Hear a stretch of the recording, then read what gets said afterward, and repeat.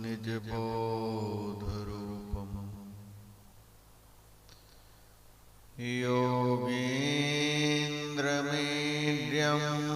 भवरोगवैद्यं श्रीमद्गुरुं नित्यमहं नमामि। यस्याङ्घ्रिपङ्कजपरागपरप्रभावात् भूत्वा कृतिमतां श्रुतिमाचरामि तं सद्गुरुं सततसर्वसुखं सदग्र्यं वन्दे सदा विमलबोधघनं विचित्रम् वन्दो गुरुपदकंज कृपासिन्धुनररूपहरि महामोहतमपुञ्ज जासु वचन रविकरनिकर। मेरा मुझ में कुछ नहीं, जो कुछ है सब तोर, तेरा तुझको सौंपते क्या लगेगा मोह।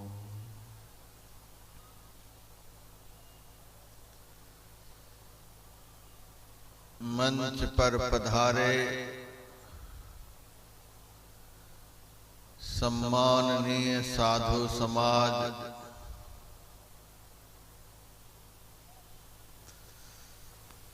मानव जीवन का सबसे उत्तम कर्म करने हेतु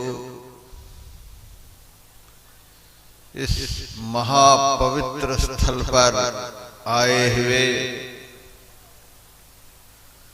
सत्संग प्रेमी सज्जन वृंद, माताओं तथा बहनों,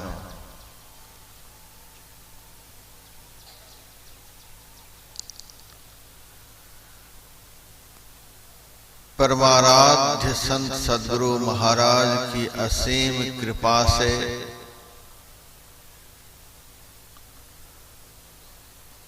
और धरहरा निवासी समस्त सत्संग प्रेमियों के अथक प्रयास से द्वैदिवसीय संत मत सत्संग का कार्यक्रम प्रथम सत्र से आरंभ हो चुका है।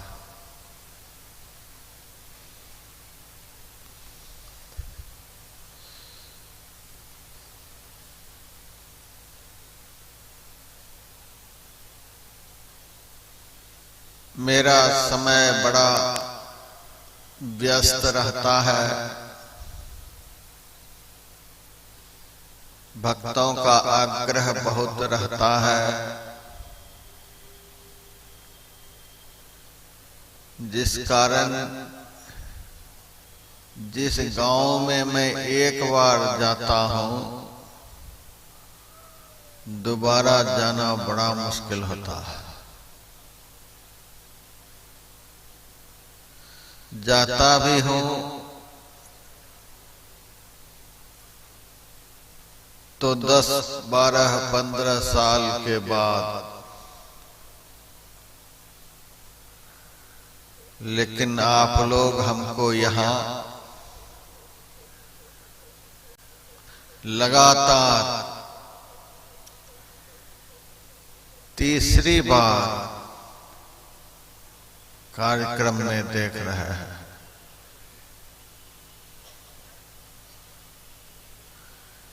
यहाँ के सत्संग प्रेमियों की श्रद्धा, भक्ति, प्रेम, उमंग, उत्साह, आपसी संगठन, आपस का प्रेम देखकर यहाँ आए बगैर रहा नहीं जाता है।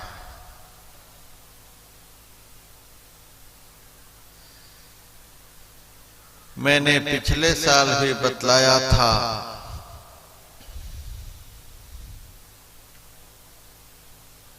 हमारे परमाराध्य गुरुदेव का जन्म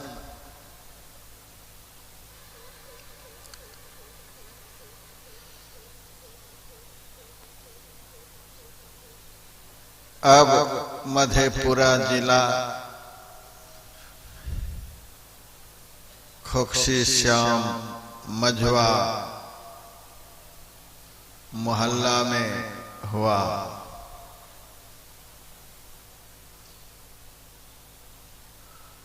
थोड़े काल ही गुरु महाराज वहां बिताए। उसके बाद 62 वर्ष तक लगातार गुरु महाराज सिकलीगढ़ धरहरा में रहकर संत मत सत्संग का प्रचार प्रसार किया। यह गुरु महाराज का विहार स्थल है।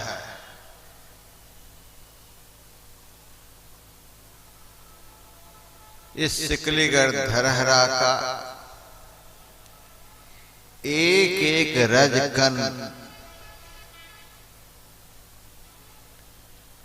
रमन रेती गोकुल ब्रज वृंदावन से कम नहीं है।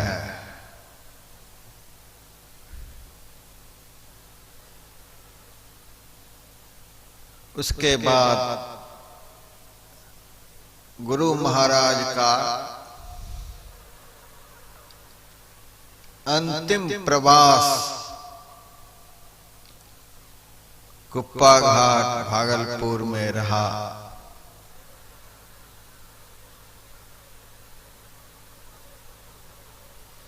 इसीलिए भावाभिभूत शब्दों में मैं कहा करता हूं, हम सभी सत्संगी भाई बहनों के लिए खोखसी श्याम मझवा मथुरा नगरी के समान है।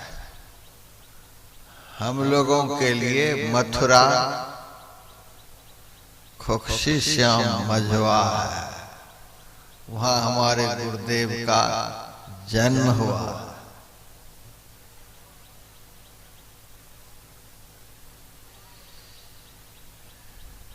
एक बार चैतन्य महाप्रभु अनेक तीर्थों में भ्रमण करते हुए नवद्वीप गए।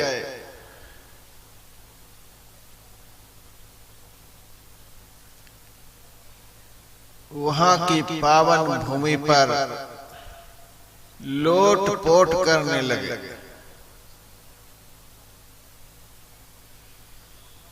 साथ के सद्भक्तों ने चैतन्य महाप्रभु से कहा, यहां क्या है जो आप इतने भावाभिभूत होकर लोट पोट कर रहे हैं? यहाँ न कोई मंदिर है, न कोई तीर्थ है, न कोई धाम है, फिर भी आपको इस स्थान से कितना मैं प्यार देख रहा हूं। धूल धूसरित हो रहा है। क्या बात है? चैतन्य महाप्रभु ने कहा था, अवश्य ही शास्त्रों में लिखित यह कोई तीर्थ स्थल नहीं है, कोई धाम नहीं है, कोई मंदिर नहीं है, लेकिन हमारी श्रद्धा में यह स्थान दुनिया का सबसे बड़ा तीर्थ है।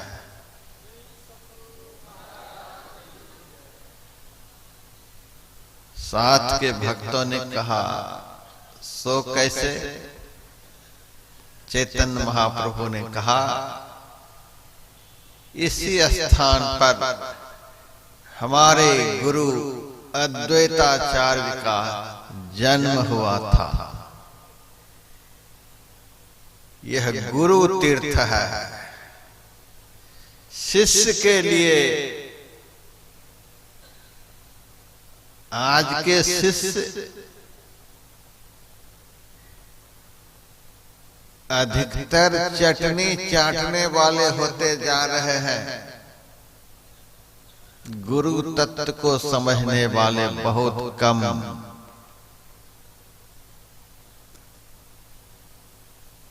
हम लोगों के लिए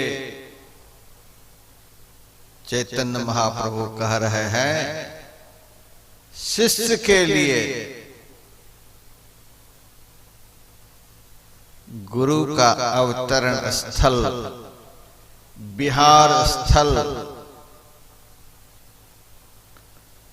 दुनिया का सबसे बड़ा तीर्थ कहलाता है। यह गुरु तीर्थ है।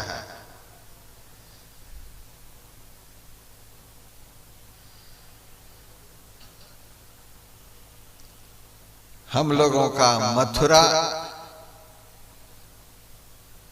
खोक्षी श्याम मझवा है। हमारे परमाराध्य गुरुदेव ने जन्म लिया।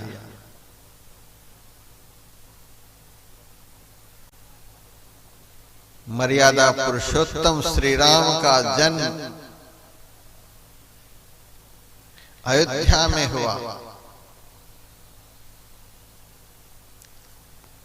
आज सारी दुनिया के लोगों ने अयोध्या का कितना सम्मान किया है। 22 जनवरी का उत्सव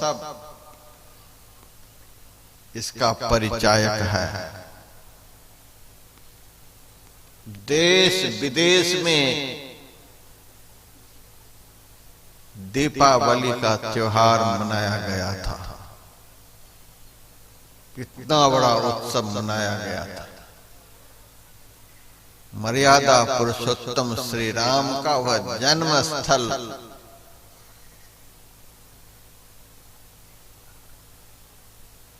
श्री राम ने सबरी से कहा, हे सबरी, सातम सम मोहि मैं जग देखा, मोते अधिक संत करी लेखा।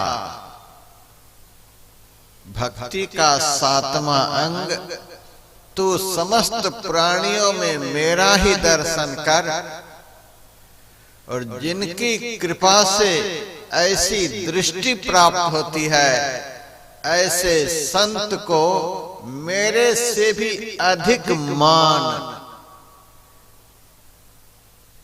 मेरे से भी ज्यादा संत का सम्मान कर, संत का सम्मान किए बगैर समस्त प्राणियों में मेरा अनुभव नहीं होगा।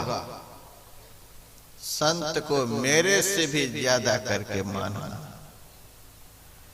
तो जिस स्थान पर भगवंत का जन्म हुआ, उस स्थान का इतना महत्व, जिस संत का महत्व श्री राम बता रहे हैं, उस संत का जहां जन्म हुआ, उस स्थान का कितना महत्व होना चाहिए। हम शिष्यों को ऐसा अनुभव होना चाहिए।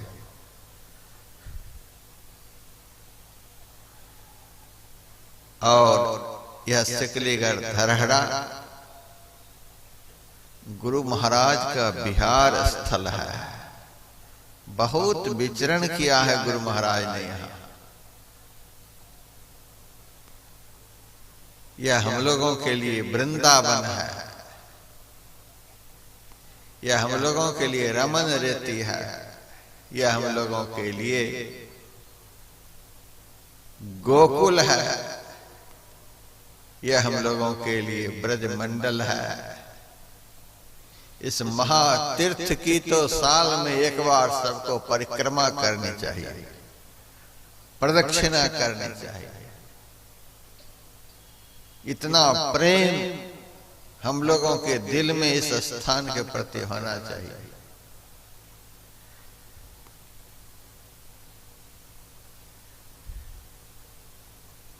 बड़ा ही महत्वपूर्ण स्थान। भगवान श्री कृष्ण ने उद्धव जी से कहा था, हे उद्धव,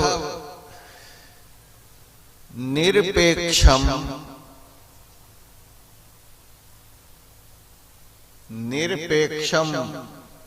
महाशांतम निर्वैरम समदर्शनम।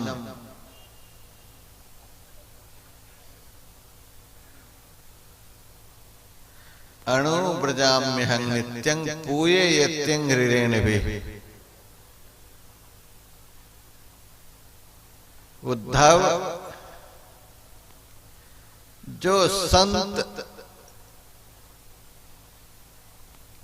अपेक्षा से रहित होते हैं, जिनको संसार में किसी की जरूरत नहीं, जिनकी जरूरत पूरे संसार को है,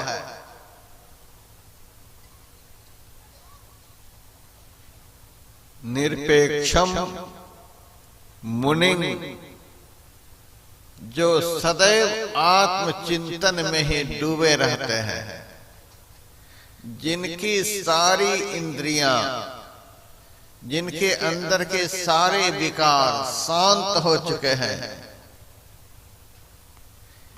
जिनका संसार में कोई शत्रु नहीं,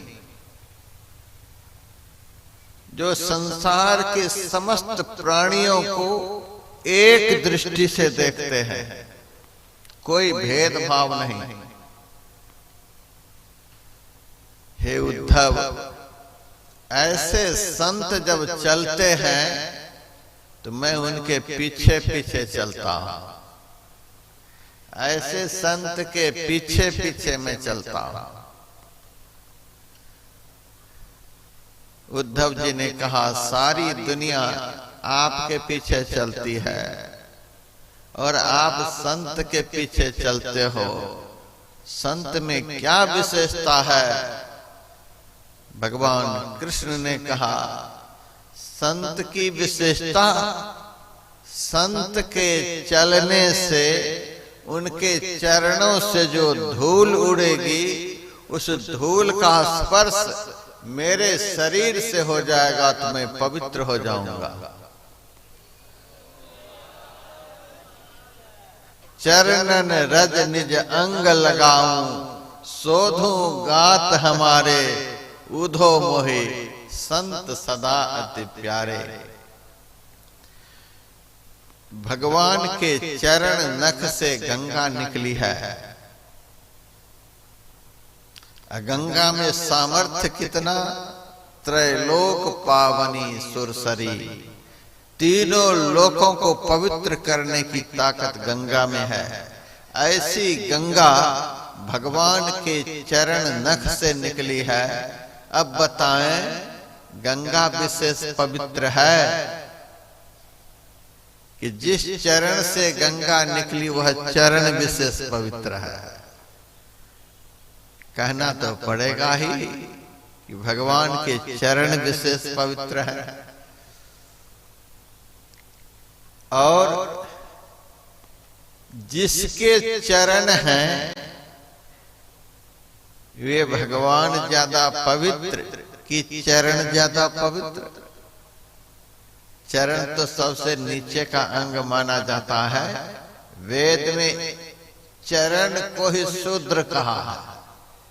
वेद में जाति पाति की कोई बात नहीं है। प्रत्येक मनुष्य की देह में ही चारों वर्ण है। प्रत्येक मनुष्य का मस्तक ही ब्राह्मण है। प्रत्येक मनुष्य की भुजा ही छत्री है, प्रत्येक मनुष्य का उदर ही वैश्य है, प्रत्येक मनुष्य का चरण ही शूद्र है। बिना चरण का संसार व्यवहार चलेगा। सेवा धर्म इसी चरण का धर्म है। आज यदि आप लोगों के पास चरण नहीं होता, यहाँ के आयोजकों के पास चरण नहीं होते, यह आयोजन कैसे होता? इस आयोजन का आनंद लेने के लिए आप यहाँ कैसे आते? सेवा धर्म जिस अंग से निर्वहन होता है वह अंग चरण है। इस चरण को पद्भ्याम शूद्रो अजायत वेद में कहा गया है। चरण ही शूद्र है, यानी सबसे नीचे का अंग। भगवान के सबसे नीचे के अंग से त्रिभुवन पाविनी गंगा प्रकट हुई है, और जिनके चरण हैं वे भगवान कितने पवित्र होंगे। वे भगवान कहते हैं संत के चरणों से धूल उड़ेगी, उस धूल का स्पर्श मेरे शरीर से हो जाएगा तो मैं पवित्र हो जाऊंगा। अब बताइए कि भगवान का शरीर विशेष पवित्र कि संत के चरण की धूल विशेष पवित्र? कहना तो पड़ेगा ही, धूल विशेष पवित्र। जिस चरण की धूल है वह चरण कितना पवित्र होगा। इसीलिए सभी देवी देवताओं के मुखारविंद के सामने आरती उतारी जाती है। जितने भी देवी देवताओं के विग्रह होते हैं उन विग्रह के सामने आरती उतारी जाती है। संत के चरण की आरती उतारी जाती है। आरती की जय संत चरण की, यही उपाय न आन तरन की। संत को जस हरि श्री मुख गावे, संत को रज ब्रह्मा नहीं पावे। संत चरण बैकुंठ है लोचत। जिस धाम में स्वयं भगवान विष्णु विराजमान होते हैं वह बैकुंठ धाम भगवान विष्णु से उतने प्रभावित नहीं जितना कि संत के चरण से प्रभावित है। संत चरण बैकुंठ है लोचत, संत चरण को तीर्थ सोचत। सारी दुनिया के लोग सारी दुनिया के पाप कर करके तीर्थों में जाकर तीर्थ को नरक बना रहे हैं। तीर्थ आज चिंता में है, हम कैसे पवित्र होंगे, हम कैसे पवित्र होंगे। आज तीर्थ चिंता में है, सोचते रहते हैं हमें पवित्र करने वाले संत कब यहाँ पधारेंगे, हमें पवित्र करने वाले संत यहाँ कब पधारेंगे। संत चरण को तीर्थ सोचत।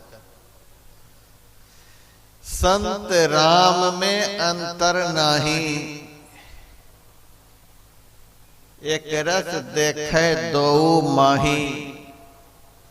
लक्ष्मी है संतन की दासी, रज चाहत कैलाश को वासी। संत के चरण धूल की कामना कैलाशवासी भगवान शिव शंकर करते हैं। कोटि मुक्ति संतन की चेरी,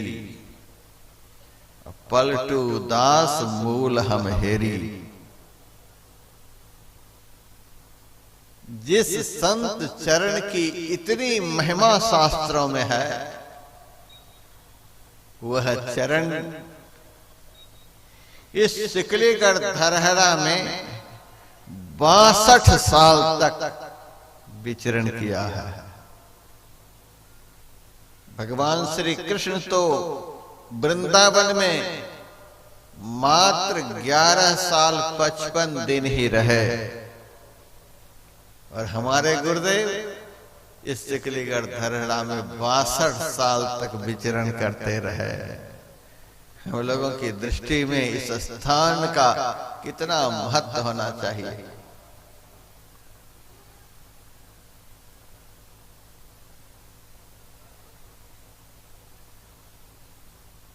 हमारे गुरुदेव ने यहाँ विचरण करते करते यहाँ की भूमि को वृंदावन बना दिया, रमन रेती बना दिया, गोकुल बना दिया।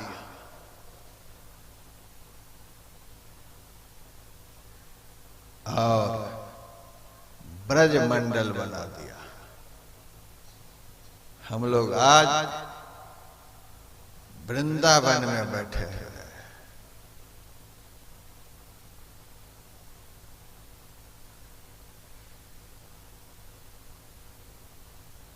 वृंदावन में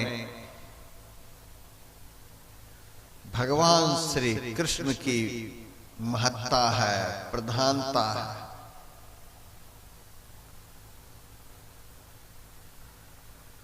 भगवान का महत्व देखने के लिए, समझने के लिए लोग आज वृंदावन में जाते हैं।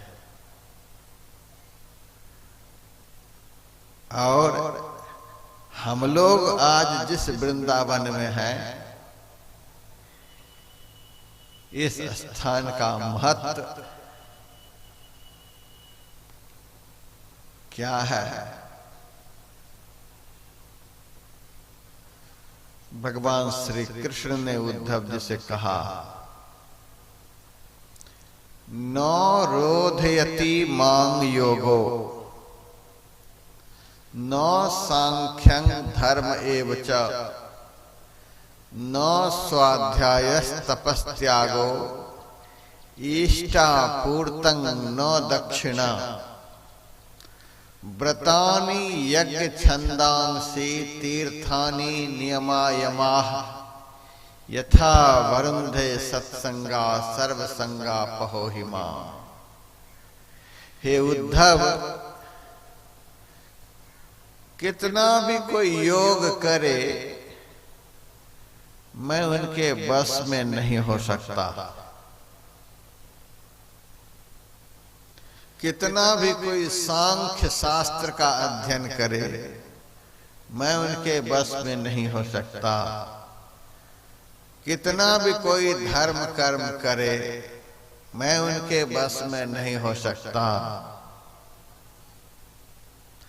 कितना भी कोई व्रत रखे, उपवास करे, तीर्थ यात्रा करे, धामों में जाए, यम नियम का पालन करे, वेदों का अध्ययन करे,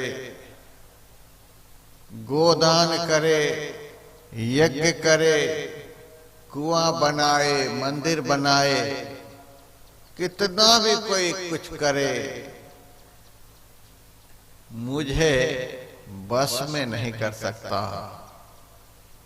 उद्धव जी ने कहा, जब आप किसी तरह से किसी के बस में होते ही नहीं, तो काहे के लिए आदमी आपका भजन करेगा? तब भगवान कृष्ण ने कहा, हे उद्धव, मुझे कौन बस में कर सकता, मैं किसके बस में होता हूं?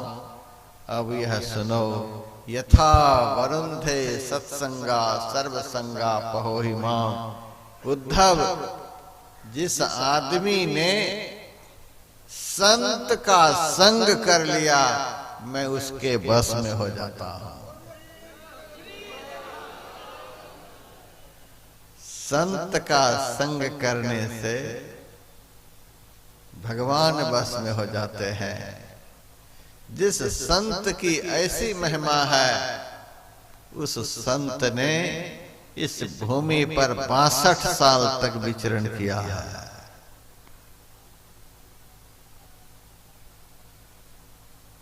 हम लोगों का अहोभाग्य है जो आज इस भूमि का दर्शन कर रहे हैं,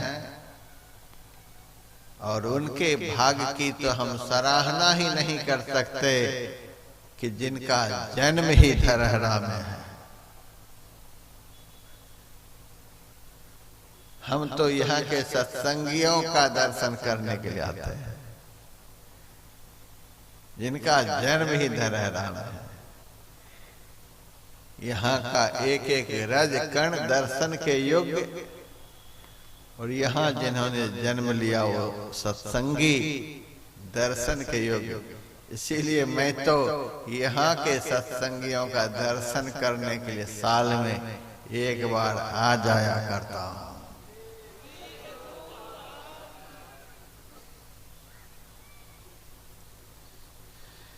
22 जनवरी को संपूर्ण देश में बड़ा भारी उत्सव मनाया गया था। भगवान श्री राम की प्रतिमा का प्रतिष्ठापन अयोध्या के नवनिर्मित मंदिर में हुआ था। घर घर में उत्सव मनाया जा रहा था, मंदिर मंदिर में उत्सव मनाया जा रहा था। कहीं यज्ञ हो रहा था, कहीं भंडारा चल रहा था, कहीं कुछ, कहीं अखंड रामायण, कहीं अखंड राम धुन, जगह जगह हो रहा था। मेरे से भी कुछ भक्तों ने कहा, महाराज आप किस रूप में यह उत्सव मनाओगे? सब जगह तो उत्सव हो ही रहा है, आप किस रूप में 22 जनवरी का उत्सव मनाओगे? मैंने कहा, जिस उत्सव से हमारे मर्यादा पुरुषोत्तम श्री राम सबसे ज्यादा खुश होंगे, वह उत्सव मैं मनाऊंगा।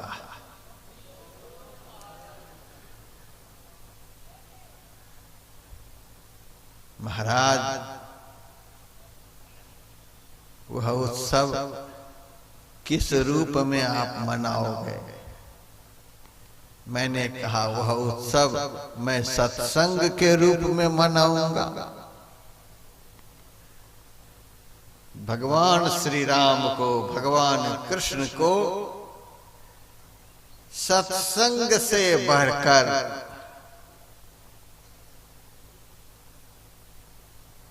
कुछ है ही नहीं।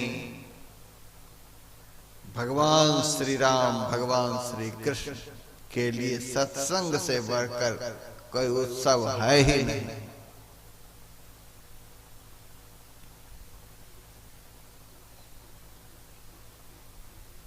आदि ऋषि इस धरती पर के हुए सनकादि, सनक, सनंदन, सनातन, सनत कुमार, ये चारों ऋषि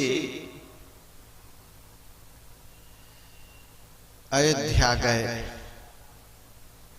भगवान श्री राम से मिलने के लिए।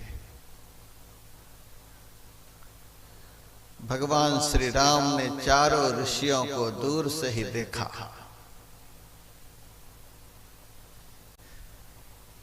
बड़ी तीव्र गति से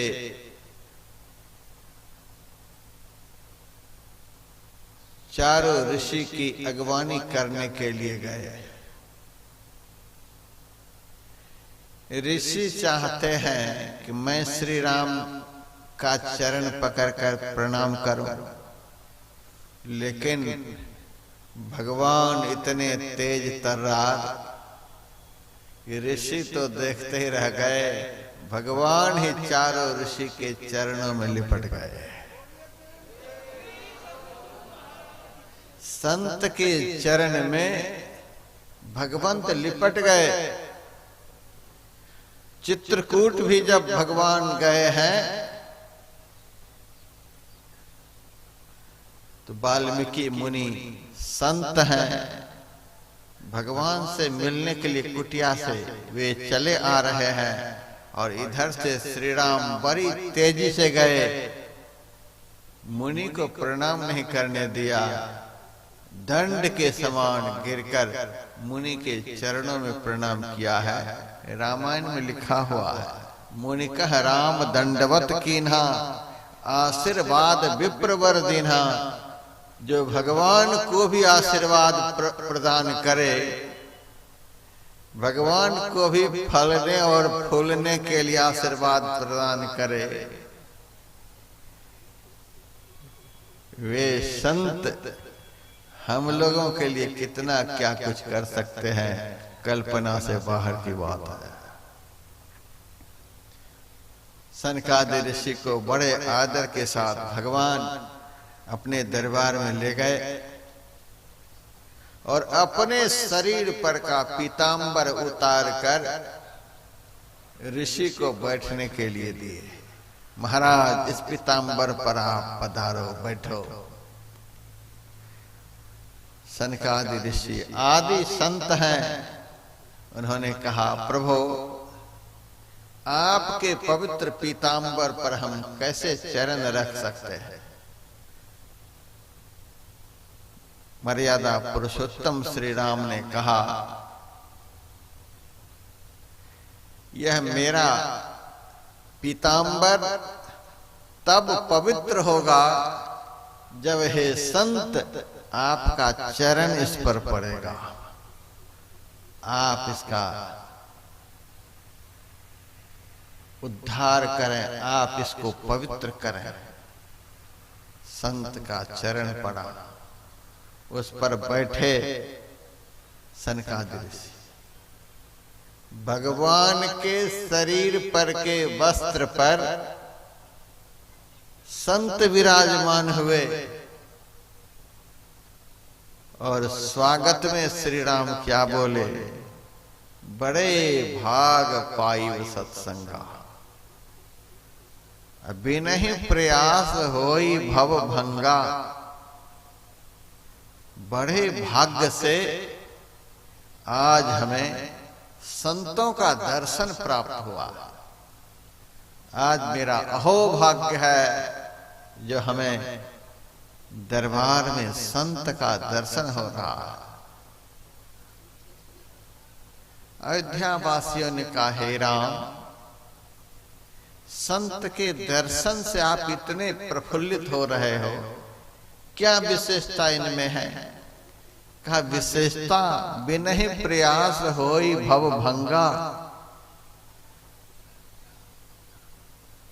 बिना ही प्रयास के, बिना ही प्रयत्न के संसार जन्म मरण का दुख समाप्त हो जाता है।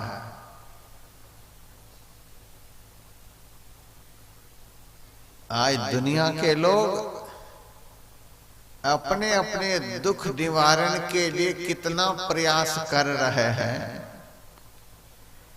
कोई वकील के पास भाग रहे, कोई डॉक्टर के पास भाग रहे, कोई लीडर के पास भाग रहे, कोई धनवान के पास भाग रहे हैं। दुनिया के लोग कहां कहां अपने दुख निवारण के लिए भाग रहे हैं।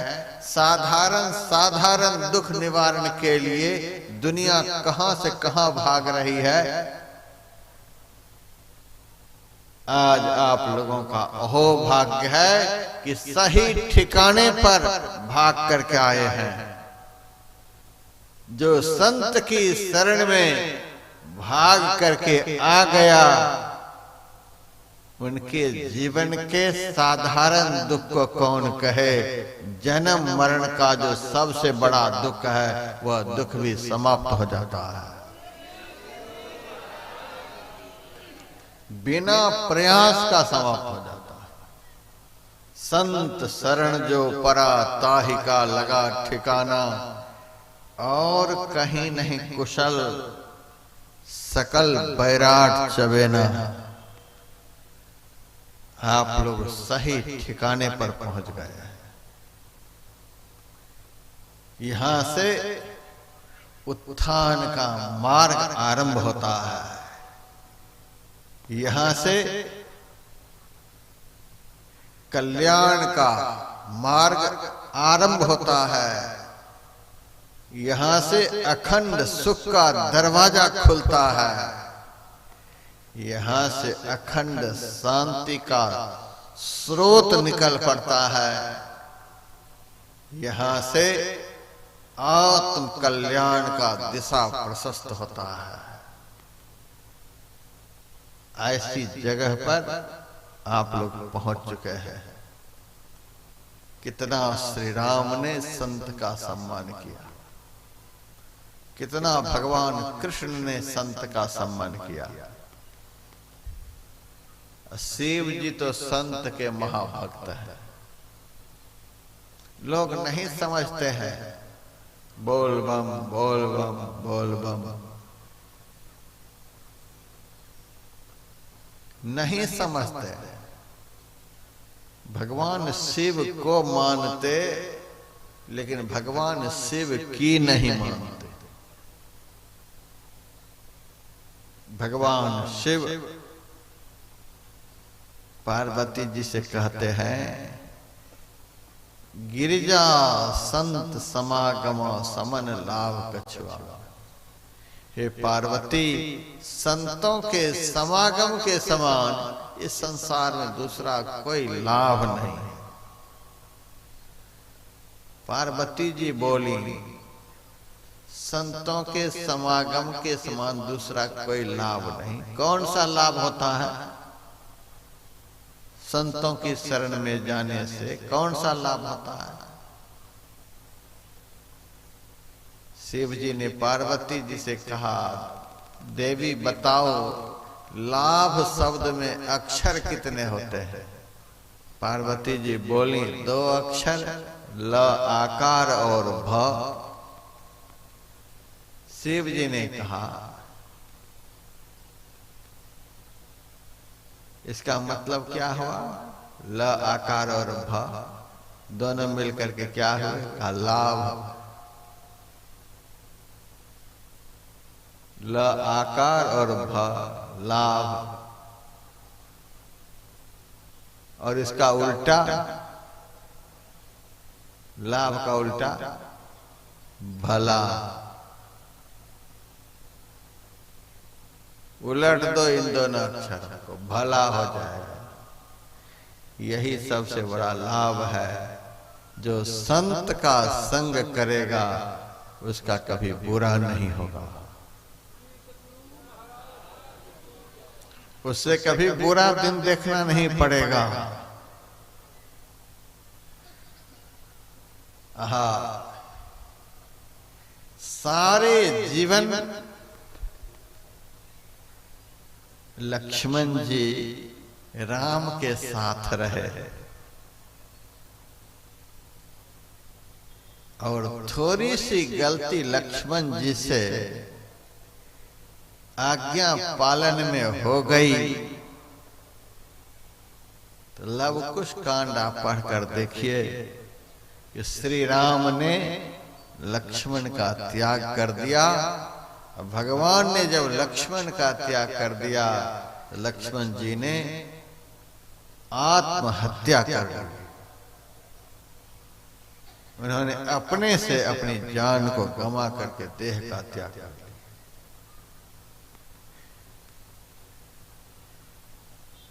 राम ने लक्ष्मण का त्याग कर दिया।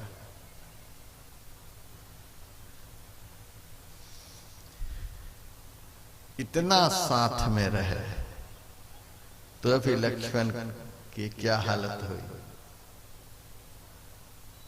उसके बाद वैकुंठ में भगवान विष्णु रहते हैं। अब भगवान विष्णु की सेवा में 2 पार्षद रहते थे, जय विजय। उस जय विजय ने संत सनकादि ऋषि का सम्मान नहीं किया। भगवान ने उनकी रक्षा नहीं कर पाए। जय विजय राक्षस बन गया, वहां से पतन हो गया, वैकुंठ से पतन हो गया। भगवान विष्णु के साथ से वो गिर गए। भला नहीं हुआ। गोलोक धाम से भगवान कृष्ण के साथ से राधा और श्री दामा का पतन हो गया है, गर्ग संहिता में लिखा हुआ है। स्वर्ग से राजा नहुस का पतन हो गया और वे अजगर बन गए, शास्त्र में प्रमाण है। देवताओं के साथ से, भगवान विष्णु के साथ से, भगवान कृष्ण के साथ से, भगवान श्री राम के साथ से थोड़ी सी चूक होने पर पतन हो गया है। लेकिन दुनिया का कोई ऐसा शास्त्र नहीं जिसमें यह लिखा हुआ हो कि किसी ने पूर्ण संत का साथ किया हो और उसका पतन हो गया हो। शास्त्र प्रमाण नहीं है। यही एक ऐसी जगह है जहां से उत्थान का मार्ग आरंभ होता है और पतन का मार्ग बंद हो जाता है। भगवान श्री राम ने ही अयोध्या वासियों से कहा था, पुण्य पुंज बिनु मिलहिन संता। राम का अवतार अयोध्या में, राम ब्रह्म परमार्थ रूपा,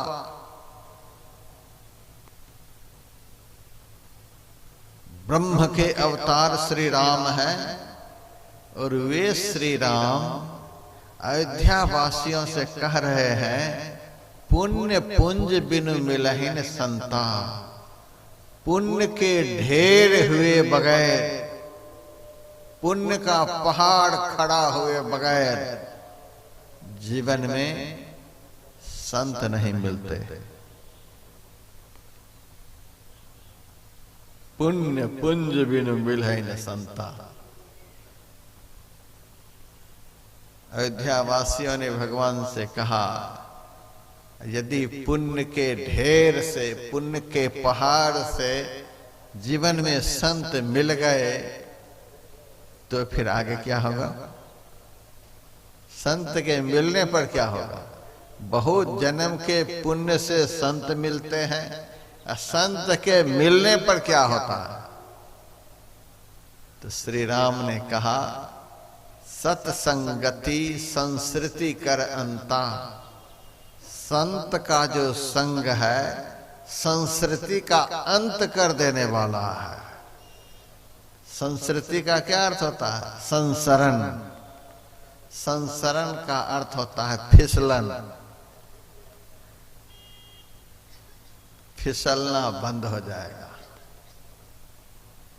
आपने सुना भी, भगवान विष्णु के साथ से फिसल गए जय विजय।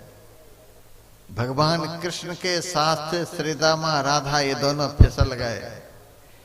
देवराज इंद्र के पास रहने वाला नहुस फिसल गया। और श्री राम कहते हैं, हे अयोध्या वासियों, जिन्होंने जीवन में संत का संग कर लिया उनका फिसलन समाप्त हो गया। वह फिसलेगा नहीं। यह फिसलना क्या है? अभी हम किस शरीर में हैं? मनुष्य शरीर में। फिसलना क्या? मनुष्य शरीर के अतिरिक्त और किसी शरीर में चले गए। मनुष्य गधा बन गए, बैल बन गए, सुअर बन गए, कुत्ता बन गए, क्या क्या बन गए। यह फिसलना है। यदि मनुष्य के शरीर से देवता का शरीर भी मिल गया तो भी समझो उत्थान नहीं हुआ, फिसल ही गए। मनुष्य शरीर के संस्कार को संभालने वाला दूसरा कोई शरीर नहीं है। देवता भी यदि अपना उत्थान कराना चाहता है तो उनको भी देव शरीर का त्याग करके मनुष्य शरीर में आना पड़ता है। फिसलन बंद हो गया। संस्कृति कर अंता, वह फिसलेगा नहीं।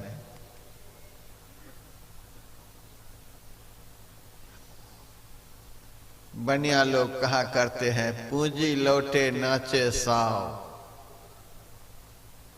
कम से कम व्यापार में पूंजी भी वापस हो जाए तो भी बनिया को खुशी होती है।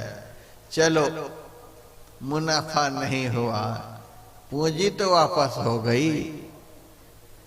अब पूंजी ही खत्म हो गई तो व्यापार ठप खत्म। मनुष्य शरीर क्या है? यह आत्मा के लिए बहुत बड़ी पूंजी है। मनुष्य जीवन आत्मा के लिए बहुत बड़ी पूंजी है। इस आत्मा को बारंबार मनुष्य का शरीर मिलता रहे तो भी इस आत्मा को बड़ी खुशी होती है कि पूंजी वापस हो रही है। इसीलिए धर्म ग्रंथों में लिखा हुआ है, इस शरीर से जब जीव बाहर निकल जाता है तो शरीर के सारे द्वार बंद हो जाते हैं। अब वह जीव इस शरीर में प्रवेश नहीं कर सकता, द्वार बंद हो गए। जैसे गिद्ध मृत शरीर के ऊपर मंडराया करता है, उसी तरह से जिस शरीर से जीव निकल जाता है वह जीव पुनः उस शरीर में प्रवेश करने के लिए आसमान में मंडराया करता है। स्मशान घाट में शरीर को ले जाया जाता है। यह जीव आकाश मार्ग से स्मशान तक साथ साथ चलता है। कहीं कोई द्वार खुल जाए तो फिर से प्रवेश कर जाऊं। फिर इस शरीर को चिता पर रखा जाता है तो भी जीव आसमान में मंडराता है। यहां भी कोई द्वार खोले तो मैं प्रवेश कर जाऊं। चिता में आग लगा दी जाती है तो भी प्रतीक्षा करता है, जलता हुआ शरीर का द्वार भी खुल जाए, जला आध जला शरीर भी कम से कम रहे तो भी हमें इसमें सुख मिलेगा, प्रतीक्षा करता है। जब यह शरीर जल करके भस्म हो जाता है तब यह जीव रोता बिलखता निराश होकर के आगे का रास्ता पकड़ता है। इस जीव को इस शरीर से बड़ा प्रेम है। इतना प्रेम इस जीव को किसी शरीर से नहीं। इसीलिए है जीव इस शरीर का त्याग नहीं करना चाहता है। कितना भी दुख आए, संकट आए, विपत्ति आए, यह जीव इस शरीर का त्याग करना नहीं चाहता। एक 90 साल का बुढ़ा छटपटा रहा था चारपाई पर, हाय हाय हाय हाय कर रहा था। अंतकाल बड़ा दुखदायक होता है। पीड़ा के मारे व्याकुल हो रहा था तो मैं उसी रास्ते से गुजर रहा था, बुढ़े के पास खड़ा हो गया। कहो जी वृद्ध महाराज, इतने परेशान हो रहे हो, दुखी हो रहे हो? हाँ महाराज, पूरे शरीर में बड़ी जलन हो रही है, नस नस टूट रहा है महाराज। मैंने कहा इतने कष्ट में पड़े हो, कहो तो मैं भगवान से तुम्हारे लिए दुआ करूं कि भगवान तुम्हें यहां से उठा ले। तो बुढ़ा मेरे ऊपर बिगड़ गया। भगवान हमको उठा ले, भगवान तुमको उठा ले। आगे नाथ न पीछे पगहा, तुम्हें भगवान ले जाए उठा करके, हमें तो और दुर्गति भोगनी है। क्या बात है, चारपाई पर पड़े पड़े सड़ रहा है, नस नस टूट रहा है, इतना कष्ट में है, तो भी यह जीव इस देव दुर्लभ शरीर का त्याग करना नहीं चाहता है। पता है इस शरीर में तो कभी दुख आता है तो कभी सुख आता है, कभी दुख आता है तो कभी सुख आता है। जिस दिन यह शरीर हाथ से निकल जाएगा उस दिन तो दुख का द्वार खुल पड़ेगा। मनुष्य शरीर के अलावे जितना भी शरीर है उन शरीरों में केवल दुख ही दुख होता है। इसीलिए यह जीव उस शरीर में जाना नहीं चाहता, किसी शरीर में जाना नहीं चाहता। तो कोई जाना तो नहीं चाहता है किसी शरीर में, लेकिन गए बगैर रहेगा नहीं रहेगा। भगवान श्री राम कहते हैं यदि तुम मनुष्य शरीर से फिसलने से बचना चाहते हो तो एक बार तो मेरे से भी अलग हो जाओ तो कोई बात नहीं, लेकिन संत से कभी अलग नहीं होना।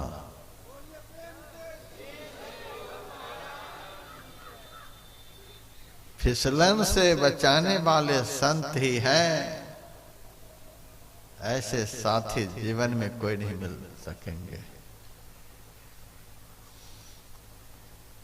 हमारे गुरु महाराज आश्वासन दे करके गए हैं, मैं एकदम मोक्ष नहीं चाहता, मैं एकदम मोक्ष नहीं चाहता।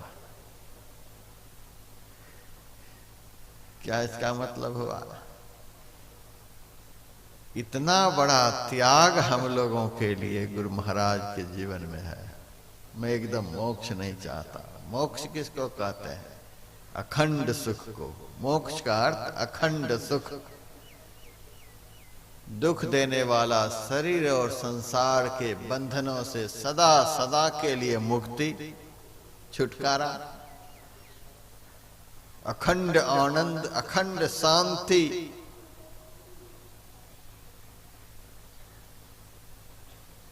गुरु महाराज ने कहा मैं एकदम मोक्ष नहीं चाहता, मुझे अखंड सुख नहीं चाहिए, मुझे अखंड शांति नहीं चाहिए, मुझे अखंड आनंद नहीं चाहिए। हमें शरीर और संसार के बंधनों से सदा सदा के लिए छुटकारा नहीं चाहिए। अब गुरु महाराज से कोई पूछे होंगे इतना बड़ा त्याग आप किसके लिए कर रहे हैं? आज का आदमी किसी के लिए सुख छोड़ने के लिए तैयार है? एक दिन का भी सुख, एक दिन का सुख छोड़कर किसी के साथ जाने के लिए तैयार नहीं है। आज किसी के लिए कोई भी अपना सुख छोड़ने के लिए तैयार नहीं, अपना आनंद छोड़ने के लिए तैयार नहीं। गुरु महाराज से पूछा गया, सरकार इतना बड़ा त्याग, अखंड आनंद, अखंड शांति, अखंड सुख किसके लिए? हमारे गुरुदेव ने कहा जिन्होंने जिन्होंने मुझे अपना बनाया उसके लिए। जिन्होंने जिन्होंने मुझे अपना बनाया, अथवा जो मेरे से प्यार करता है, अथवा जिनको मैंने अपना शिष्य बनाया। अपने शिष्य के कल्याण के लिए मैं अखंड सुख नहीं चाहता। शिष्य को अखंड सुख प्राप्त हो, हमारे शिष्य को अखंड आनंद प्राप्त हो, हमारे शिष्य को अखंड शांति प्राप्त हो। जब तक हमारे शिष्य को अखंड सुख, अखंड शांति, अखंड आनंद प्राप्त नहीं हो जाएंगे, तब तक मुझे भी मोक्ष नहीं चाहिए।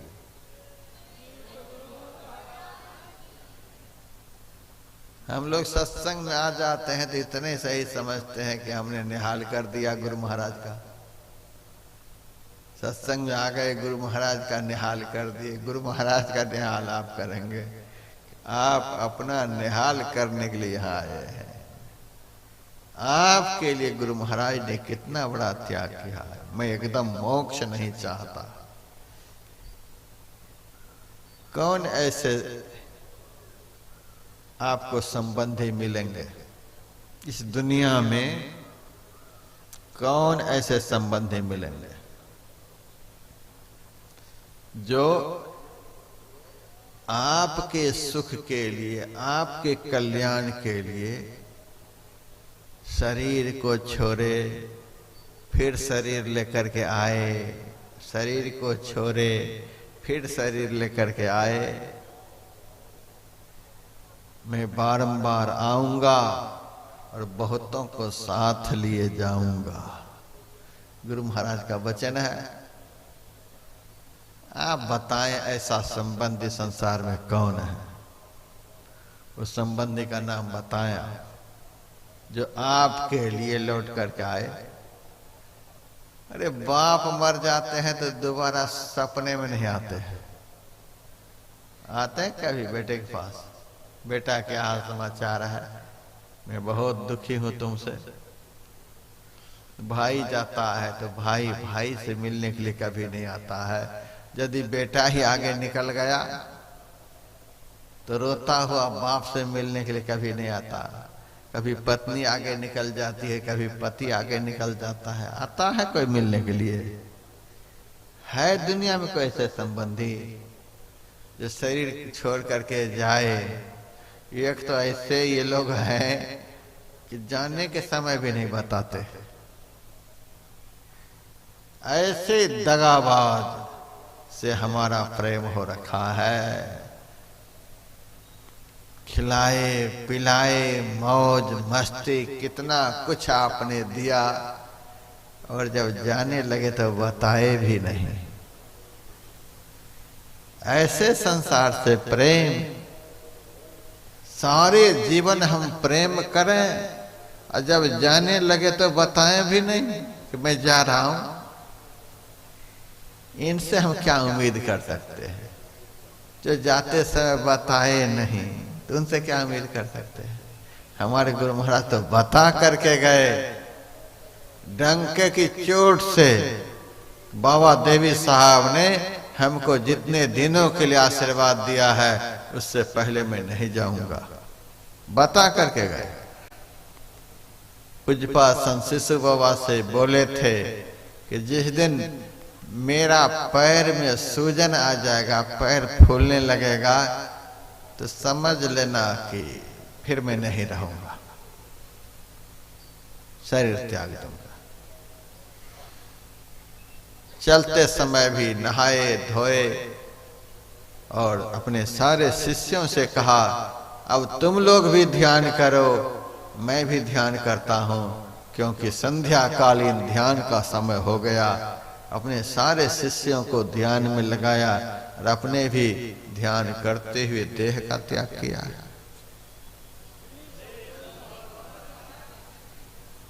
सारे जीवन सबके साथ रहे, सबके साथ ध्यान किए, सबके साथ सत्संग किए, सबके साथ भोजन किए, सबको बता दिए कि इतने साल के बाद मैं जाऊंगा। बता करके न गए गुरु महाराज।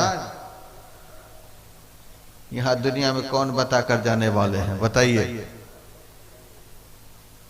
इसीलिए तुलसीदास जी महाराज ने कहा, सुत बनिताद जान स्वार्थ रथ, ना करो नेह सब हिते, अंतहु तो ही तजेंगे पामर, तू न तजे अभिहिते। मन पछतई है अवसर बीते, अंतहु तो ही तजेंगे पामर। हे नीच जीव, अंत काल में सब तुम्हारा त्याग कर देंगे। संसार के लोग तब तुम्हारा त्याग करेंगे जब तुम किसी काम के लायक नहीं रह जाओगे। स्मशान में पहुंचा देने के लायक रहोगे, ऐसे समय में तुम्हारा त्याग करेंगे। संसार के लोग ऐसे समय में, जब तक शरीर में प्राण रहेगा तब तक तुम्हें निचोड़ते रहेंगे, निचोड़ते रहेंगे। सारा निचोड़ करके जब निष्प्राण कर देंगे तब स्मशान में छोड़ आएंगे। ये संसार के लोग हैं। अंतहु तो ही तजेंगे पामर, तू न तजे अभिहिते। ऐसे संसार से हम प्रेम कर रहे हैं, जो बिना बताए चले जाएंगे, जो सब कुछ निचोड़ करके तुम्हें सीठी बना करके स्मशान में छोड़ाएंगे। उनसे प्रेम। हमारे गुरु महाराज कैसे हमारे संबंधी हैं। सारे जीवन ज्ञान दिए, ध्यान दिए, ज्ञान देत, ध्यान देत, आत्म विवेक देत, ब्रह्म को दिखाई देत, ब्रह्म में चरत हैं, मार्ग बताई देत, भाव हो भगति देत, प्रेम की प्रतीति देत, अभरा भरत हैं। सुंदर कहत जग संत कछु लेत नाही, निसी दिन संत जन देवो ही करत हैं। सारे जीवन गुरु महाराज हमको देते रहे, देते रहे, देते रहे। और जब चलने लगे तो सबको बता करके, अब मैं जा रहा हूं, अब तुम लोग भी ध्यान करो, हम भी ध्यान करते हैं। चले तो 10-20 मिनट ध्यान करने वाले गुरु महाराज शाश्वत ध्यान में लीन हो गए। लेकिन जाने से पहले देखिए, सबको सांत्वना दे करके, तुम यह नहीं समझो मैं तुम्हें छोड़ करके जा रहा हूं। एकदम मोक्ष नहीं चाहता, मैं बारंबार आऊंगा, बहुतों को साथ लिए जाऊंगा। जिस तरह से राजे महाराजे पुल बनवाते हैं, उस पुल के सहारे बड़ी से बड़ी नदी को भी एक चींटी आसानी से पार कर जाती है। मैं भी दुनिया में बारंबार आऊंगा और भक्ति रूपी सेतु बना करके जाऊंगा, जिस सेतु के सहारे साधारण से साधारण जीव भी भवसागर से पार हो जाएंगे। ऐसा आश्वासन देने वाले कौन होंगे? कोई ऐसे संबंधी हो सकते हैं दुनिया में जो हमारे लिए इतना सब कुछ कर सकते हैं? बारंबार आने का वचन, जब जाने के समय ही गद्दारी हो रही है तो फिर आने की तो कोई बात ही नहीं है। जब बता करके गए ही नहीं, और कहाँ गए कुछ भी पता नहीं, तो उनके आने का क्या भरोसा है? कोई भरोसा नहीं। गुरु महाराज बता करके गए और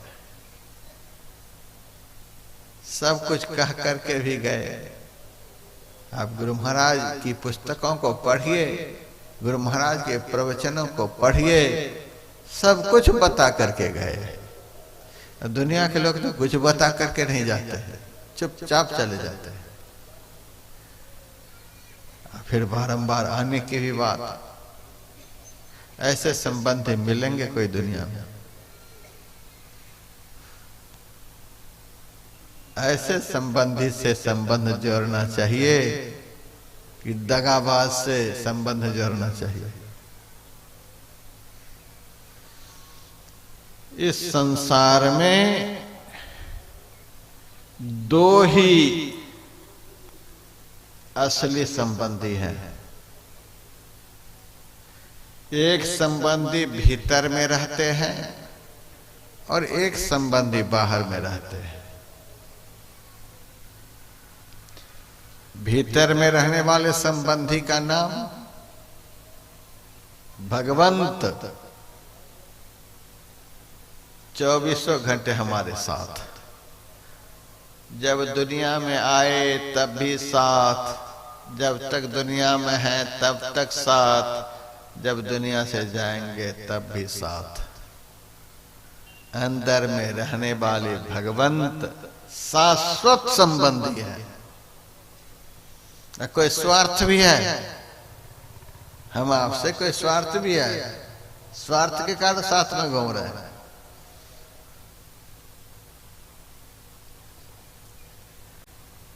बचपन में हमारे घर में बड़ी गरीबी थी, भयंकर गरीबी। जब घर में ही गरीबी तो हमारे में भी गरीबी। गांव के पास ही एक गांव है मड़वा, भादों के महीना में बड़ा भारी मेला वहां लगता था।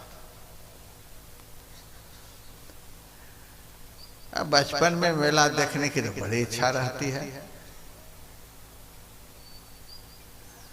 अब मेला देखने की इच्छा है लेकिन साथ में पैसे नहीं, तो बिना पैसे का मेला क्या।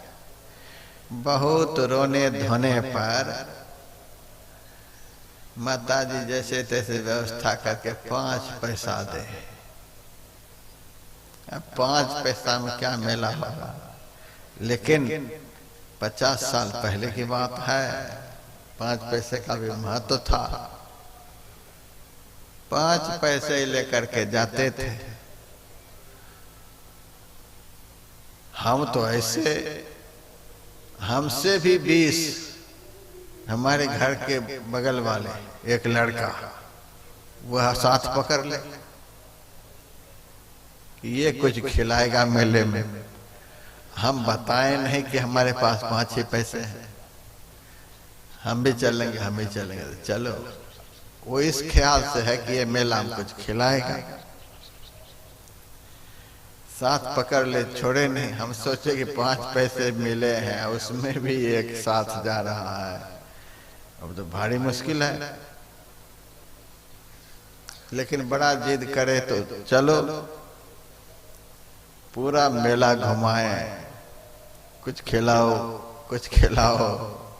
अब क्या खिलाए 5 पैसे में। रसगुल्ला देख करके जीभ से पानी टपके, जलेबी देख करके पानी टपके। अब वह साथ वाला कहे कुछ खिलाओ, कुछ खिलाओ। अब क्या खिलाए, कुछ है ही नहीं। 5 पैसे हैं, तब भी साथ नहीं छोड़े। स्वार्थ बस कि कुछ खिलाएगा, तभी स्वार्थ बस साथ में है, कुछ खिलाएगा। हम भी पैसे नहीं बताएंगे कितना है। कहा मेला देखने के लिए आए हो कि मेला को खाने के लिए आए हो। मेला तो लोग देखने के लिए जाते हैं। देखो रसगुल्ला को, जलेबी को देखो, टिकरी को देखो। मेला देखने के लिए ना आए हो कि मेला को खा जाओगे। तो देखो मेला, साथ छोड़े नहीं। बाबा आपने बुरी तरह से ठग लिया, कुछ नहीं खिलाएंगे। खिलाएंगे, पूरा देख लो। उसके बाद सबसे आखिर में जहां गुड़ का लट्ठा मिलता था, गुड़ के लट्ठे की दुकान पर जाए, 5 पैसे में 2 ठो छोटा छोटा तिलवा टाइप का, बतासे टाइप का गुड़ का लट्ठा 5 पैसे में 2 ठो दिया। एक उसको दिया, एक अपने लिए, का यही खिलाए बाबा। मैंने कहा रसगुल्ला तो एक ही बार में भीतर चला जाएगा, ये लट्ठा तो 3 किलोमीटर मुंह में चलेगा। चलो, 2.5 पैसे के लट्ठा के लिए भी आदमी साथ नहीं छोड़ता। कैसा स्वार्थी है संसार है। कुछ तो मिलेगा ही। जब तक कुछ मिलने का भरोसा है, तभी तक संसार के लोग साथ साथ चलता है। एक लट्ठा ही मिल जाए, साथ साथ चलता है। जब यह हो जाएगा कि इससे कुछ मिलने वाला नहीं, तो सब साथ छोड़ देगा। यह तो गांठ बांध ही लो धरहरा में। जब तुमसे किसी का स्वार्थ सिद्ध होने वाला नहीं। यह पक्का कर लो, तुमसे स्वार्थ जोड़ने वाला, तुमसे प्यार करने वाला संसार में कोई नहीं। तभी तक हमसे कोई स्वार्थ करता है, प्रेम करता है, जब तक उसके अंदर में कुछ है कि इसे कुछ मिलेगा, कुछ मिलेगा।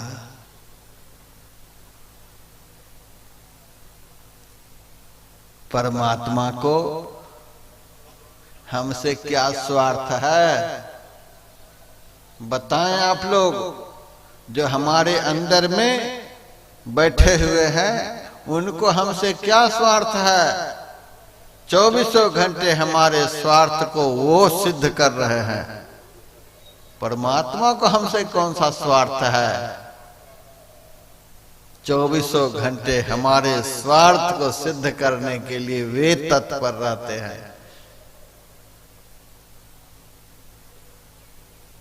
जैसे ही धरती पर आए, जब दांत नहीं तब दूध दिया, अन्न धन फल फूल मेवा कंद नाना भांति के, हैं रचे तेरे लिए प्रभु विविध नाना जाति के। धरती दिए चलने को, पानी दिए पीने को, सूरज चंद्रमा दिए प्रकाश को, हवा दिए सांस लेने को, आसमान दिए चलने फिरने के लिए, स्वच्छंदता पूर्वक विचरण करने के लिए, देव दुर्लभ तन दिए। सब कुछ तो दे ही रहे हैं, हमने क्या दिया उनको? कोई भी धर्म प्रेमी बताए। 24 घंटे परमात्मा हमें दे रहे हैं, हम क्या दे रहे हैं उनको? ये असली संबंधी कि जो लट्ठा के लिए पीछे पीछे घूमे, वो असली संबंधी। जो स्वार्थवश हमसे स्नेह करे वे नकली हैं, नकली। जो निस्वार्थ भाव से हमसे प्रेम करें वे हैं असली, असली। वे हैं असली संबंधी। वेद में लिखा हुआ है, इंद्रस्य सख्य मृभवः समान सर मनोर न पातो, अपसो दधन्नुरे सौ धन्वनासो अमृतत्व मेरिरे, विष्टुई समीभिः सुकृतः सुकृतया। इंद्रस्य सख्य मृभवः, हे जीव तू इंद्र से प्रेम कर। वेद में इंद्र कहा गया है परमात्मा को। हे जीव इंद्र से प्रेम कर, वह तुम्हारा असली मित्र है, वह तुम्हारा असली संबंधी है। तुमसे कोई उनको स्वार्थ नहीं, और तुम्हारे सारे स्वार्थ को सिद्ध करने के लिए सदैव साथ में रहते हैं। उनसे प्रेम कर। असली से प्रेम करेंगे तो असली सुख मिलेगा, नकली से प्रेम करेंगे तो बाद में दुख मिलेगा। ऐसा तो कोई चाहते नहीं। चाहते हैं हमें सुख मिले तो असली से प्रेम करें। असली तुम्हारे अंदर में ही, नजदीक में। नकली तो दिखावे के लिए साथ में, वे तो कब चले जाएंगे बनमनखी शराब की बोतल खरीदने के लिए, कब चले जाएंगे आटा खरीदने के लिए, सब्जी खरीदने के लिए, कब कहाँ चले जाएंगे, कब कहाँ चले जाएंगे पता नहीं। नकली तो कभी साथ में तो कभी इधर उधर, और असली तो ऐसे संगी हैं जो हमें छोड़कर एक क्षण के लिए भी अलग नहीं होते। वो असली हमारे अंदर में हैं, लेकिन उस असली से संबंध जोड़ना बड़ा कठिन है। उनको जानेंगे तब तो वे ही असली, जो हमारे अंदर में असली हैं, वे ही असली अपना दूसरा रूप बनाकर इस आंख के सामने होते हैं। उसी को संत कहते हैं। वे ही असली अपना दूसरा रूप बनाकर संत के रूप में संसार में विचरते हैं। जीव हित आप ही आवें, सूरत को आई तारा है। जीव के कल्याण के लिए वही असली जो जीव के अंदर में विराजमान है, जीव का उद्धार करने के लिए, प्रत्यक्ष रूप से मार्गदर्शन करने के लिए संत सद्गुरु के रूप में विराजमान होते हैं। एक प्रत्यक्ष परमात्मा है, दूसरे अप्रत्यक्ष परमात्मा है। अप्रत्यक्ष परमात्मा हमारे अंदर में, प्रत्यक्ष परमात्मा सिंहासन पर विराजमान है। देखो, कृपा सिंधु नर रूप हरि, प्रत्यक्ष परमात्मा। दोनों एक ही जैसे, दोनों का रोल एक ही जैसा है। ये भी जो अंदर में विराजमान है, निस्वार्थ भाव से निरंतर आपसे स्नेह करते हैं। उसी तरह से संत सद्गुरु जो होते हैं, निस्वार्थ भाव से अपने शिष्य से स्नेह करते हैं, प्रेम करते हैं। और बारंबार आने की बात करें, बारंबार। भगवान श्री राम 13,000 वर्ष तक राज्य का संचालन किया और उसके बाद एक दिन अयोध्या वासियों से कहा, अयोध्या वासियों, अब मैं अपने धाम को जाऊंगा, तुम लोग आराम से रहो। अयोध्या वासियों ने कहा, आपके बिना हम आराम से रहेंगे? आपके रहने से आराम है, आपके बिना हम आराम से रह नहीं सकते, हम तो आपके साथ जाएंगे। अयोध्या वासियों ने कहा, हम आपके साथ जाएंगे। देखो भगवान कैसे संबंधी हैं। सबका विचार है मेरे साथ जाने का। कहा हाँ तो ठीक है, चलो। चल दिए सब। धन्य है अयोध्या वासी जो सब कुछ परित्याग कर भगवान के साथ चलने को तैयार है। चल दी, ठीक है, चलो मेरे साथ। सबको साथ लेकर भगवान सरयू के तट पर गए। सरयू में प्रवेश कर गए भगवान। गले भर पानी में खड़े हैं। अयोध्या वासियों से कहते हैं, आ जाओ। सारे अयोध्या वासी घुस गए। ये दिखावटी बात नहीं कि हम भी जा रहे हैं, और जब घुसने की बारी आई तो तब पलायन कर जाएंगे, सो नहीं, एकदम तैयार हैं। चलो, गले भर पानी में सब घुस गए। सब तो भगवान के साथ हैं, लेकिन दो भगवान के साथ नहीं, दो किनारे पर है। एक विभीषण जी और दूसरे हनुमान जी। विभीषण जी भगवान के पास जाने के लिए तैयार। भगवान से कहते हैं, प्रभु मैं भी आपके साथ जाना चाहता हूं। भगवान ने कहा, तुम्हें लेकर के नहीं जाऊंगा, तुम्हें मैं अपने साथ लेकर के नहीं जाऊंगा। विभीषण ने कहा, सबको आप साथ लेकर के जाएंगे, मुझे छोड़ करके जाएंगे? कहा नहीं नहीं, तुम्हें लेकर के नहीं जाऊंगा। क्यों? भगवान ने कहा, मुझे दुनिया के लोग भगवंत कहते हैं, इसीलिए मैं यहां से जाऊंगा। लेकिन विभीषण, मैं तुमको संत कहता हूं, इसीलिए तुम्हें लेकर नहीं जाऊंगा। तुम संत हो, तुम्हारे लिए ही तो मेरा इस धरती पर आना होता है। तुम सारिखे संत प्रिय मोरे, धरो देह नहीं आन निहोरे। हे विभीषण, तुम्हारे जैसे संत के लिए ही मुझे इस धरती पर बारंबार आना पड़ता है। विभीषण, हम इस धरती को छोड़कर अपने धाम में भी चले जाएंगे तो भी यह धरती रहेगी, लेकिन विभीषण जिस दिन इस धरती पर से संत चले जाएंगे उस दिन यह धरती नहीं रहेगी।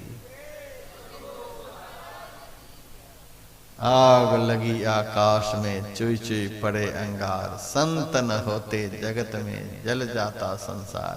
संत के बिना विभीषण यह धरती नहीं रहेगी। इसीलिए मैं तो जा रहा हूं संसार के समस्त प्राणियों की रक्षा के लिए। मैं तुम्हें छोड़ करके जा रहा, तुम रहो। विभीषण जी जाना चाहते हैं तो भगवान साथ ले जाना नहीं चाहते। अब हनुमान जी को भगवान बुलाते हैं, हनुमान अब मैं चल रहा हूं, चल तू। हनुमान जी ने कहा मैं नहीं जाऊंगा आपके साथ। जिनको बुला रहे हैं वो जाने के लिए तैयार नहीं, मैं नहीं जाऊंगा। आज पहली बार हनुमान जी ने कहा मैं नहीं जाऊंगा। क्या बात है, तुम मेरे साथ चलने के लिए तैयार नहीं? नहीं जाऊंगा आपके साथ। क्यों? आप एक बात बताएं,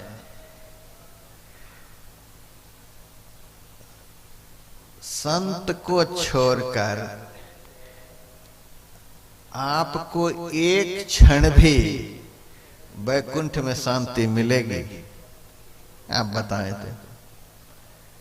संत के बिना आप एक क्षण भी वैकुंठ में रह पाओगे? भगवान मौन हो गए, बोलते क्यों नहीं रह पाओगे? भगवान ने कहा नहीं। हनुमान जी ने कहा जिस संत के बिना आप वैकुंठ में एक क्षण भी नहीं रह सकते, हे राम, उस संत को छोड़कर मैं आपके पास नहीं रह सकता। हमें वैकुंठ नहीं चाहिए। वैकुंठ जिनके चरणों के दर्शन के लिए दिन रात प्रतीक्षा करते हैं, उस संत का दर्शन चाहिए, उस संत का संग चाहिए। हनुमान जी नहीं गए।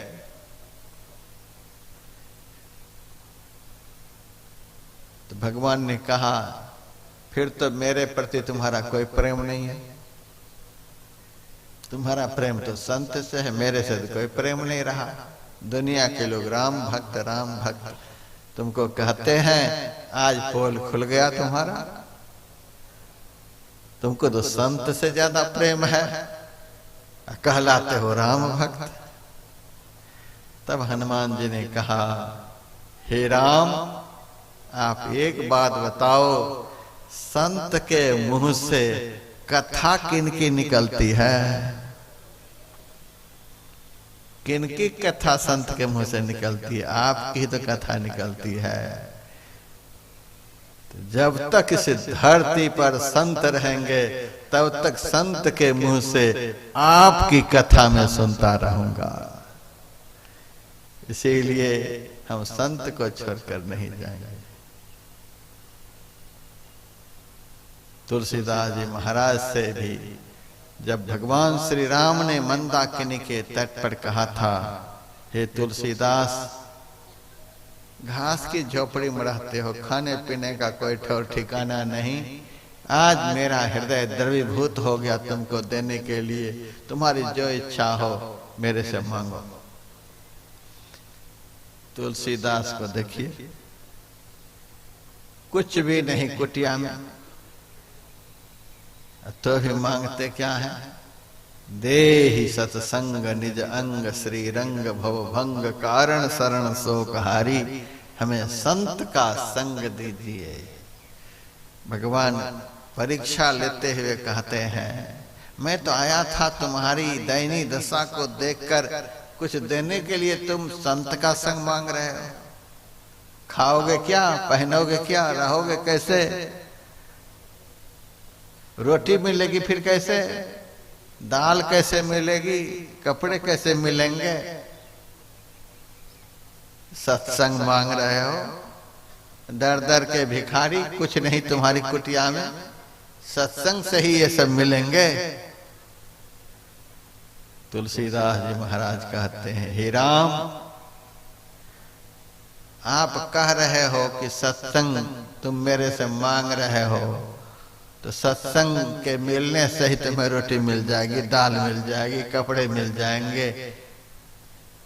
एक बात बताओ, सत्संग के मिलने पर कपड़े नहीं मिलेंगे, चलो, रोटी नहीं मिलेगी, धंधे दुनिया के बंद हो जाएंगे, दुनिया का कुछ भी नहीं मिलेगा, लेकिन एक बात बताओ, संत के मिलने पर क्या आप भी मेरे से नहीं मिलोगे? भगवान तुलसीदास को हृदय से लगा लिए। तुलसी तू धन्य है, ऐसी चीज मेरे से तूने मांग ली है कि जिस चीज के मिल जाने पर तो मैं तो ऐसे ही मुफ्त में मिल जाता हूं। संत मिले तो मैं मिल जई हूं, संत न मुझसे न्यारे, बुधो मोहे संत सदा अति प्यारे। इसीलिए तुलसीदास जी ने कहा, यत्र कुत्रापि मम जन्म निज कर्म बस भ्रमत जग जोनि संकट मनेकम, तत्र तद भक्ति सज्जन समागम सदा भवतु मे राम विश्राम में कम। हे राम, एक मिनट के लिए संत से मिलन नहीं, जहां कहीं भी मेरा जन्म हो, जिस किसी भी जोनि में मुझे जन्म लेना पड़े, तत्र तद भक्ति सज्जन समागम सदा, वहां आपके चरणों की भक्ति और जिनकी कृपा से आपके चरणों की भक्ति मुझे मिलेगी, उस संत का संग मुझे सदैव मिला करे। यही एकमात्र आपसे विश्राम चाहता हूं और हमें कुछ भी नहीं चाहिए। इतनी बड़ी चीज तुलसीदास जी को भगवान की कृपा से मिल गई। लो संत का संग, यही जीवन का सार है। देवी देवताओं ने मिलकर के समुद्र का मंथन किया था, उस मंथन से अमृत निकले थे। समुद्र से अमृत निकलता हुआ देखकर ऋषि मुनियों ने सोचा कि समुद्र के मथने से अमृत निकलता है तो दुनिया के सारे धर्म शास्त्रों का हम ऋषि मुनि महात्मा मिलकर के मंथन करेंगे, देखते हैं इन शास्त्र रूपी समुद्र से क्या सार निकलता है। वेद पे सिंधु सुविचार मंदर महा, अखिल मुनि वृंद निर्मथन करता, सार सत्संग मुद्रित इति निश्चितम, बदित श्री कृष्ण वैदर विभरता। सारे ऋषि मुनि महात्माओं ने सारे संसार के धर्म शास्त्रों का मंथन किया और प्रमाण पत्र के लिए भगवान श्री कृष्ण को रखा। आप बताएं कि समग्र धर्म शास्त्रों का सार क्या है, आप बताएं। किसी ने बताया कि यज्ञ श्रेष्ठ है, किसी ने बताया दान श्रेष्ठ है, किसी ने कुछ श्रेष्ठ, किसी ने कुछ श्रेष्ठ। भगवान श्री कृष्ण ऋषि मुनियों से कहा, समग्र धर्म शास्त्रों का सार, सार सत्संग, सत्संग ही सार है। समुद्र के मंथन का सार अमृत था और समग्र धर्म शास्त्रों का सार संत का संग है। संत जीवन में मिल गए तो जीवन का निचोड़ मिल गया, सब कुछ मिल गया। ऐसे संत का संग,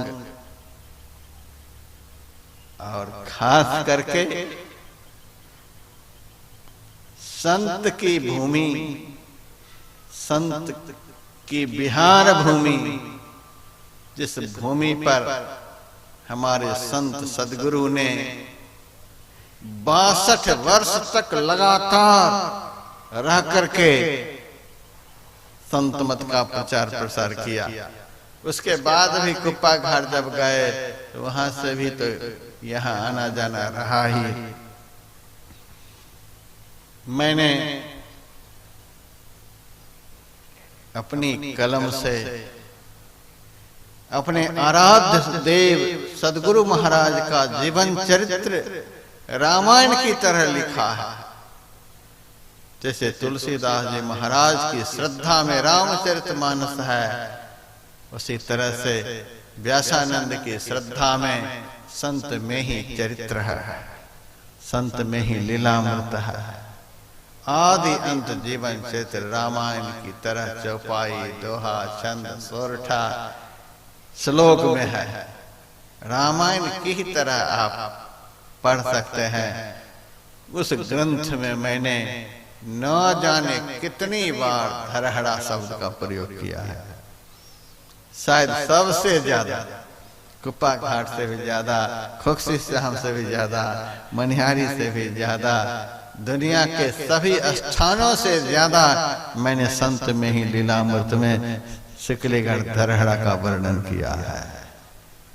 सिकलीगढ़ धरहरा के एक एक सत्संगी के घर में संत में ही लीलामृत का गायन होना चाहिए, माइक लगा करके गायन होना चाहिए।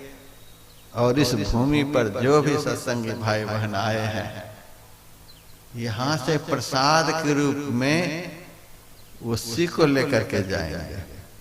जलेबी तो रास्ते में ही पच जाएगा, घर पहुंचते पहुंचते तो जलेबी कहाँ जाएगी पता नहीं।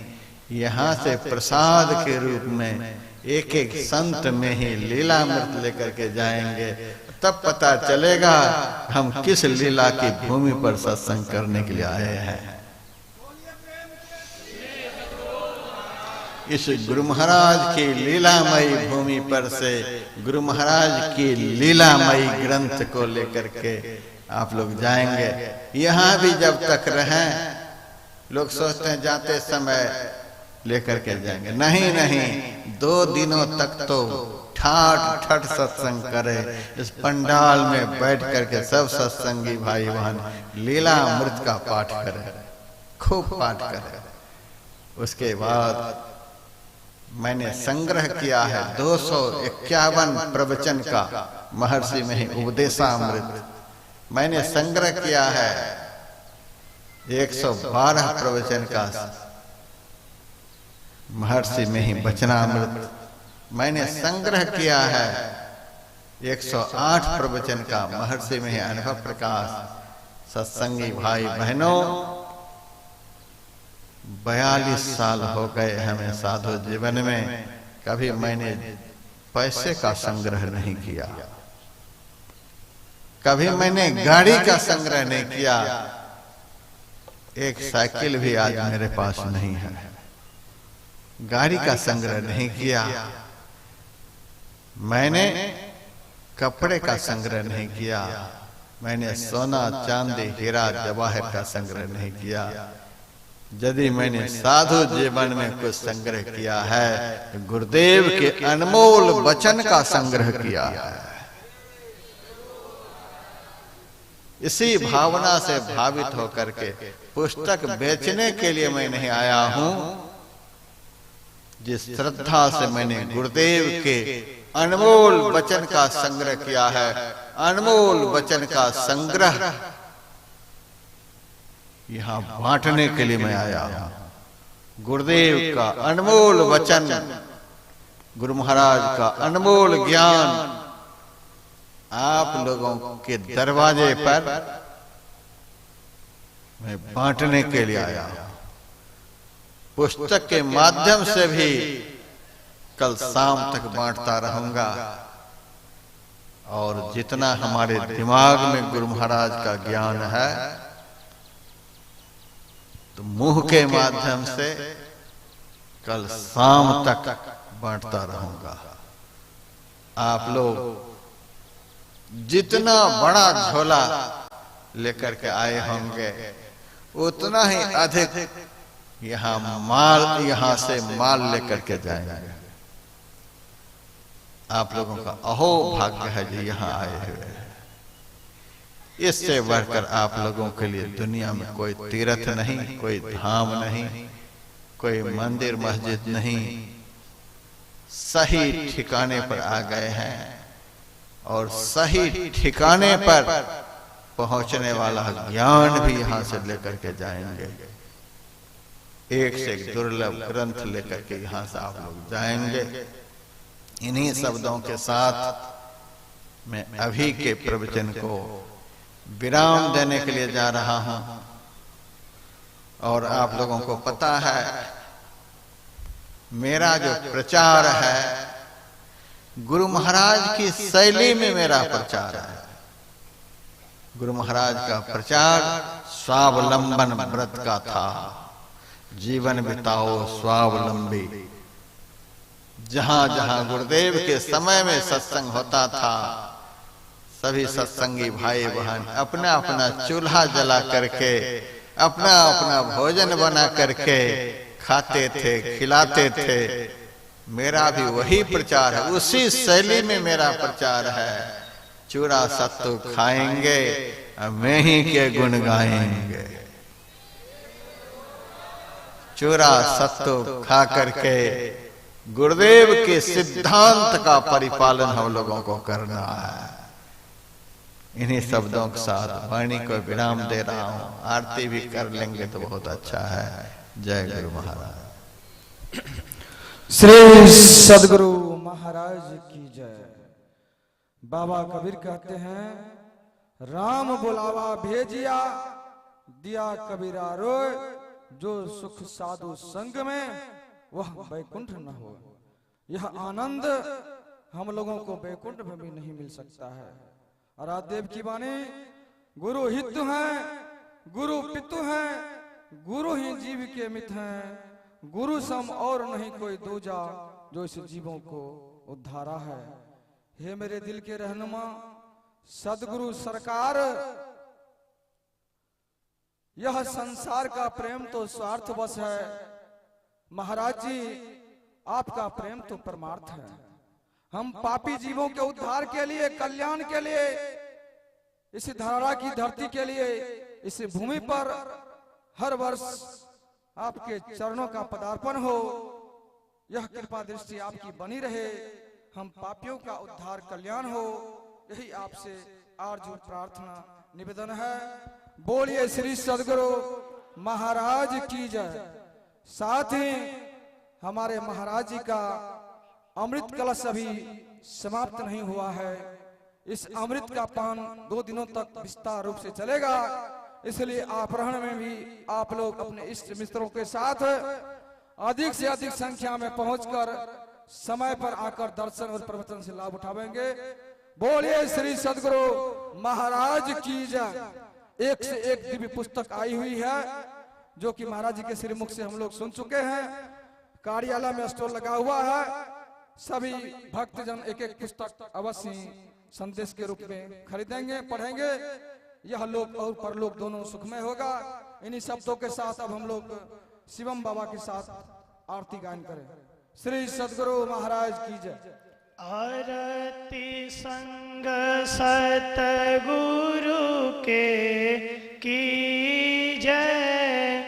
अंतर जोत होत लख लीजय। 5 तत्व तन अग्नि जराई। दीपक चास प्रकाश करी जय। गगन थाल रवि शशि फल फूला। मूल कपूर कलश धर दीजय। अक्षत नभता रे मुक्ता हल। पोहा पमाल हिया हार गुही जय।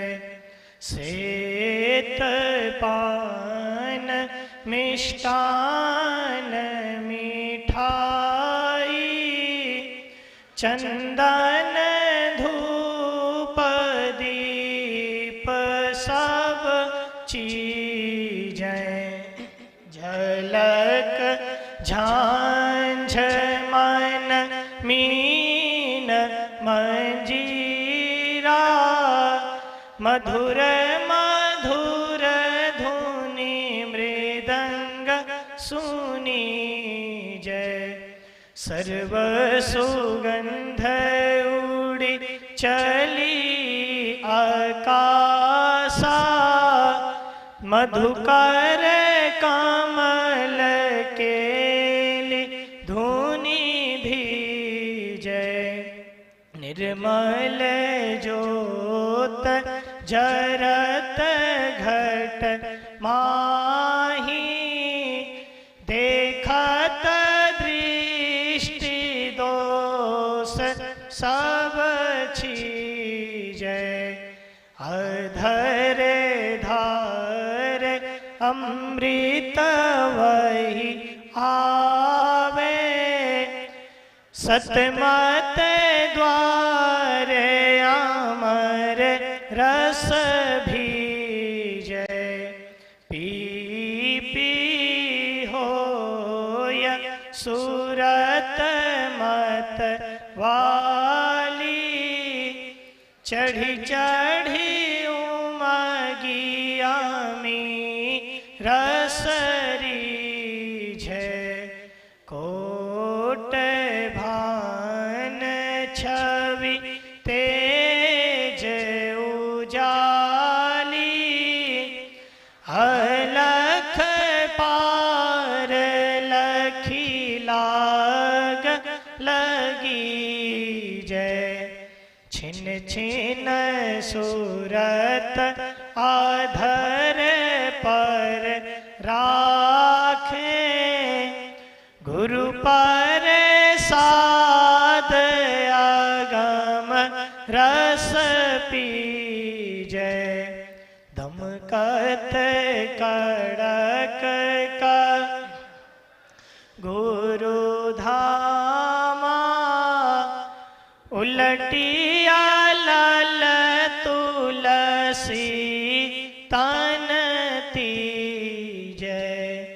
आरती तन मंदिर में कीजै। दृष्टि युगल कर सन्मुख दीजै। चमके बिंदु सूक्ष्म अति उज्ज्वल ब्रह्म ज्योति अनुपम लख लीजै। जगमग जगमग रूप ब्रह्मांडा, निरखी जो तज दीजै। शब्द सूरत आभ्यास सरल तर, करी करी सार शब्द गही लीजै। ऐसी जुगति काया गढ़ त्यागी, भव भ्रम भेद सकल छीजै। भव खंडन आरती यह निर्मल करी, में ही अमृत रस पीजै। आरती तन मंदिर में कीजै। दृष्टि युगल कर सन्मुख दीजै। बोलिए प्रेम से श्री सद्गुरु महाराज की जय। सब संतन की जय। सत्संग महात्म्य की जय। वैदिक धर्म की जय। जय गुरु महाराज, जय गुरु महाराज, जय गुरु महाराज। श्री सद्गुरु महाराज की जय। इस कार्यक्रम का सीधा प्रसारण YouTube चैनल MMVM संत मत पर किया जा रहा है। आप जिस किसी के पास स्वामी व्यासानंद जी महाराज को माला अर्पण करेंगे। सुरेश प्रसाद यादव। तीसरा नाम है डॉक्टर धीरेन्द्र